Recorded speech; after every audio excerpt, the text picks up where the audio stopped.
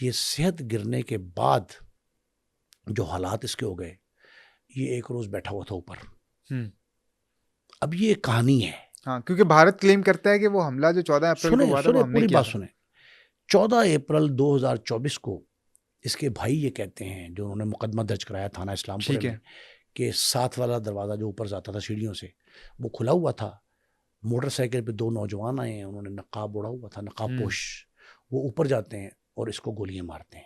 ٹھیک ہے. اس کو ہسپتال لے گئے, اور ہسپتال پہنچا بعد میں ہے. بھارت میں یہ خبر پہلے پہنچ گئی, جہاں جشن منایا گیا کہ بھارت نے سربجیت کے قتل کا بدلہ لے لیا, اور اس کے مبینہ قاتل عامر سرفراز تانبا, اس کو ہمارے بندوں نے قتل کر دیا گھر میں گھس کر. ٹھیک ہے. اور یہ بھارتی وزیر دفاع نے یہ جملہ بھی کہا, بھارتی وزارت خارجہ کا بھی ایک بیان آیا, اور جہاں اس کو اون کیا, دعویٰ کیا, وہاں یہ بھی کہا کہ اگر کوئی شخص بھارت پہ, بھارتی باشندے پہ وار کرے گا تو ہم اس کے گھر میں گھس کر ماریں گے. وہ زندہ تھا. اچھا.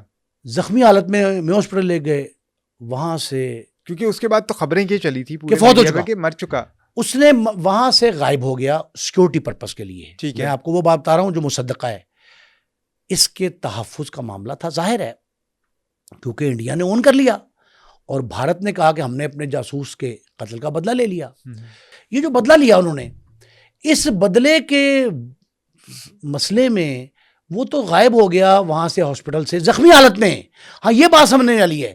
یہ قارب ہمارے محلے دار یہ کہتے ہیں کہ سرفراز تانبا, عامر سرفراز تانبا کو اس کے ساتھی, اس کے دوست, اس کے احباب پولیس والوں کو کہنے پہ ایک گاڑی میں ڈال کے لے گئے, اور وہ کہیں روپوش ہو گیا.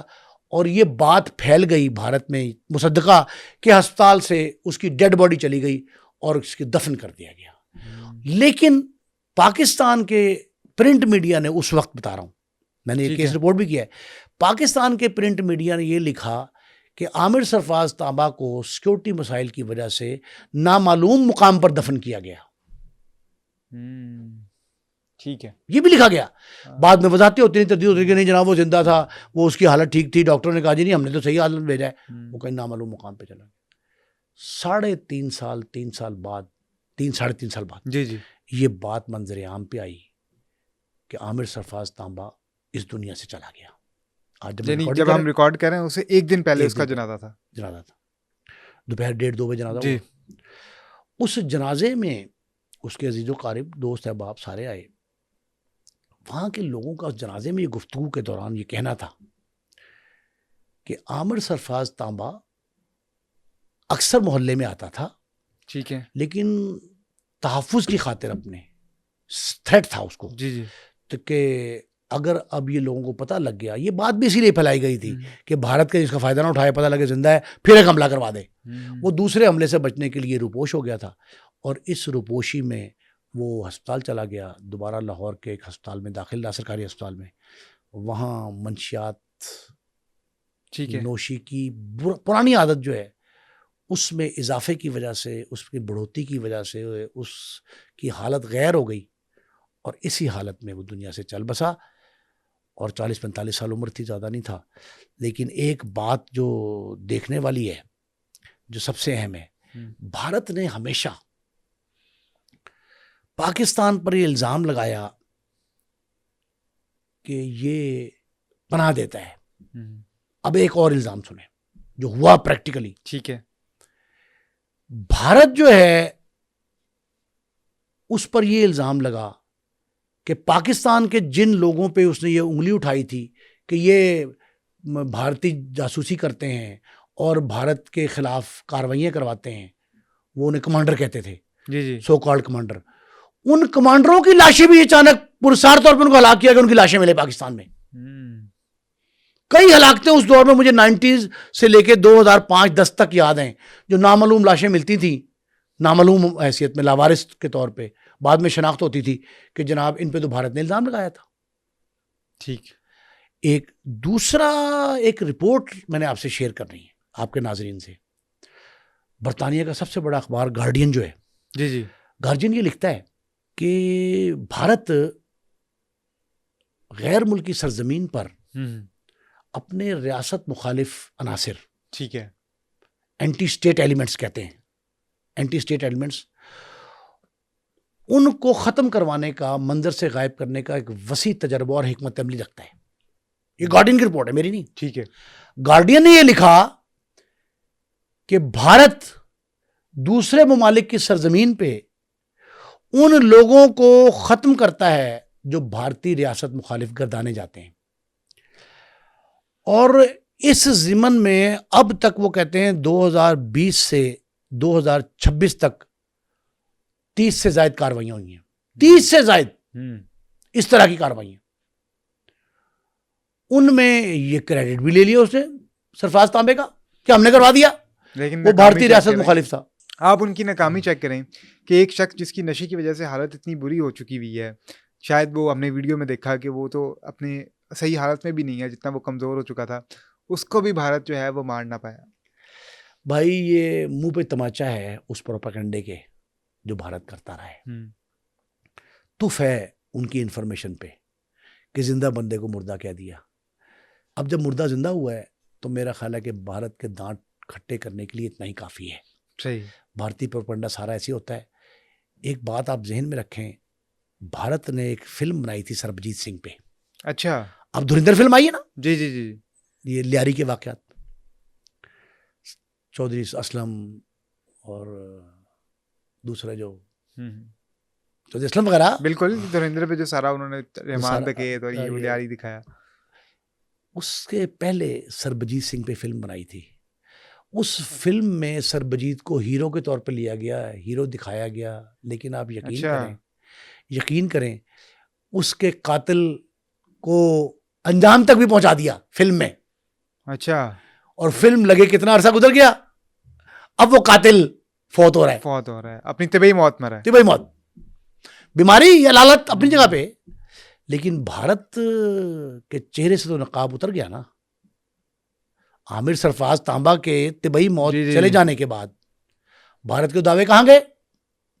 لیکن بھارت نے اس کا کوئی جواب نہیں دیا جو پاکستان کے جو کمانڈرز کہتے تھے، جن کو کمانڈرز،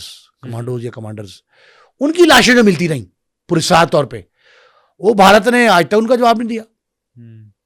اور ان کو بھی بھارتی. اچھا اب ایک اور میں آپ کو بات بتاؤں، لاہور کی حد تک اپنی جگہ پہ، پشاور میں کئی سکھ قتل ہوئے، خاص کر 2-3 ڈاکٹر حکیم.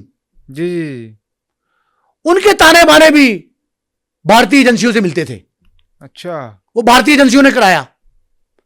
نامعلوم افراد پہ قتل کے مقدمات درج ہوئے، آج تک ان کو سامنے کچھ آیا نہیں، قاتل نہیں پکڑے گئے. وہی بھارت اس میں انوالو تھا.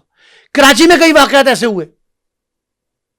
تو میرا خیال ہے یہ جتنے واقعات ہیں ان ساروں سے یہ پتہ لگتا ہے کہ یہ جو تعلق جوڑا جا رہا ہے سربجیت سنگھ کے قتل سے، عامر سرفراز تانبے کا جوڑا گیا یا وہ انڈیا والے کا انڈیا جیل میں جو ثناء اللہ پاکستان کے سیالکوٹ کا، یہ سارے واقعات وہ ہیں جن کا حقائق سے تعلق اس انداز سے نہیں تھا جس طرح بھارت بیان کرتا رہا. ٹھیک ہے. یہ واقعات اگر ہوئے بھی تھے تو اس کے بعد سے میرا نہیں خیال کہ کوئی ایسا ایونٹ ایسا ہوا ہو جو سچ ثابت ہوا ہو. اب یہ آپ کو لیٹسٹ بتا دیا. اور میرا خیال ہے کہ یہ عامر سرفراز تانبا کی زندگی کے وہ پہلو جو جرائم کی دنیا سے تعلق رکھتے ہیں وہ اپنی جگہ پہ، سربجیت سنگھ کے قتل کے واقعات اپنی جگہ پہ، ملک شوکت کا قتل اپنی جگہ پہ، منشیات نوشی اپنی جگہ پہ، منشیات فروشی کے الزامات اپنی جگہ پہ، اور پھر پولیس کی کارروائی، کئی مقدمات جو درج ہیں وہ اپنی جگہ پہ ہیں. ان کا سامنا بھی کیا. ٹھیک ہے. عامر سرفراز تانبا نے عدالتوں میں ان کیسوں کا سامنا بھی کیا، لیکن اس میں کوئی ثابت نہیں ہوئے. ابھی تک وہ اپیلوں میں بھی گئے ہوئے تھے، کئی اپیلوں میں بھی ہیں، کیسز زیر سماعت ہیں اپیلوں کی شکل میں. لیکن یہ بات جو دیکھنے والی ہے کہ سربجیت سنگھ 90s میں، 2000 کی تیسری دہائی میں عامر تانبا، ٹھیک ہے، اس سے پہلے ثناء اللہ، اس سے پہلے کتنے ہی واقعات ایسے جو پرسرار طور پہ قتل ہوئے. پشاور کے میں نے واقعات بتائے، کراچی کے اب بھی 2-3 واقعات ہیں، ان سب کے پیچھے بھارتی اداروں، بھارتی ایجنسیوں کا جو رول ہے وہ اب پوشیدہ نہیں رہا.